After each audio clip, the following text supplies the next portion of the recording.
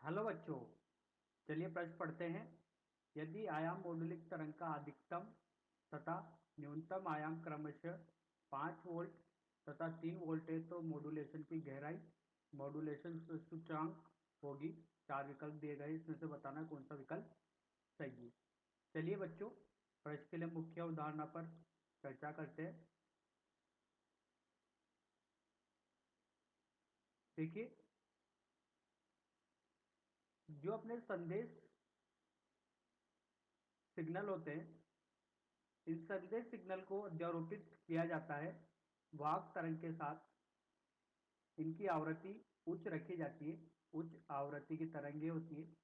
इनको जब अध्यारोपित किया जाता है तो जो अपने संदेश सिग्नल होते हैं, इनकी आवृत्ति कैसी होती है? निम्न होती है। निम्न आवृत्ति होने की वजह से ज्यादा दूर तक संप्रेषित नहीं हो पाते। दूर तक संप्रेषित करने के लिए वाहक तरंग जिनकी आवृत्ति उच्च होती है, इसके साथ इनको अध्यारोपित कर दिया जाता है। इस अध्यारोपण की प्रक्रिया को अपन क्या बोलते हैं? इस अध्यारोपण की प्रक्रिया को अपन क्या बोलते हैं? मॉड्यूलेशन।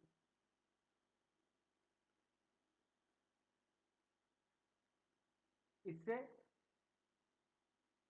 जो अपनी सूचना होती है उसको एक स्थान से दूसरे स्थान तक अधिक दूरी तक अधिक सुगमता के साथ प्रेषित किया जा सकता है। और जो ग्राही होता है, वहां पर ये वाहक तरंगों को अलग कर लिया जाता है। ये विद्युत संकेत के रूप में भेजे जाते हैं। तो विद्युत संकेत के रूप में भेजे जाते हैं, तो इनको वापस अविद्युतीय रूप में बदलते बदलते हैं। तब इसको वाहक तरंगों को भी अलग कर लिया जाता है। उच्च आवृत्ति के होते हैं तो ये आसानी से डिटेक्ट हो जाते हैं, तो इनको भी अलग कर लिया जाता है। तो इस प्रक्रिया को अपन क्या बोलते हैं? मॉड्यूलेशन। जब मॉड्यूलेशन की प्रक्रिया होती है तो यहाँ पर अपने पास एक राशि आती है, मॉड्यूलेशन सूचकांक। मॉड्यूलेशन सूचकांक एम यह अपन को प्रदर्शित करता है मॉड्यूल मॉड्यूलन की प्रक्रिया में। मॉड्यूलन की प्रक्रिया में मॉड्यूलेशन की गुणवत्ता को, मानिए अपन ने मॉड्यूलेशन की प्रक्रिया प्रारंभ की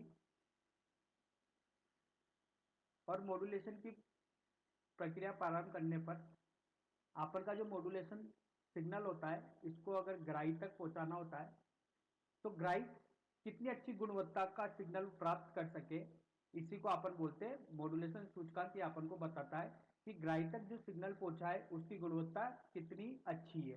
क्योंकि गुणवत्ता जितनी अधिक होगी, ग्राही उस सिग्नल को आसानी से ग्रहण करके अपनी जो संकेत होगा उसको आसानी से क्या कर सकता है? वो ग्रहण कर सकता है। इसलिए यहाँ पर सूचकांक गुणवत्ता का मापांक होता है, जो अपन को बताता है कि सिग्नल की गुणवत्ता कितनी अच्छी है। इस एम का मान 0 से 1 के बीच में रखा जाता है।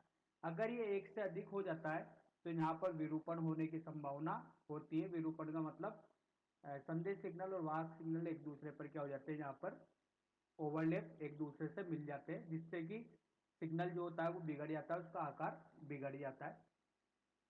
अब बात की जाए इसके सूत्र की, तो एम का सूत्र होता है अधिकतम आयाम ऋण न्यूनतम आयाम बटे अधिकतम आयाम धन न्यूनतम। मॉड्यूलेशन सूचकांक का यह सूत्र दिया जाता है आयाम से। अधिकतम आयाम, आयाम मॉड्यूलित तरंग का अधिकतम आयाम तथा न्यूनतम आयाम क्रमशः अपन को दिया गया है। चलिए बच्चों, प्रश्न के मुख्य हल पे चलते हैं।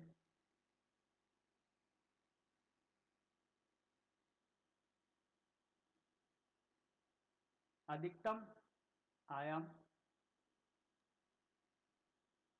5 वोल्ट और न्यूनतम आयाम 3 वोल्ट दिया गया है। मुख्य उदाहरण के सूत्र से m बराबर अधिकतम आयाम ऋण न्यूनतम आयाम बटे अधिकतम आयाम धन न्यूनतम आयाम, ये बराबर होगा 5 ऋण 3 बटे 5 धन 3, 2/8। m बराबर 1/4। अगर इसको प्रतिशत में निकालेंगे तो m बराबर गुणे 100, m बराबर 25%। यही अपन से पूछा गया था प्रश्न में। मॉड्यूलेशन की गहराई या गहराई जो होगी 25% होगी। अब विकल्प अपना सही है। आशा करता हूँ बच्चों आपको यह समझ में आया होगा। धन्यवाद।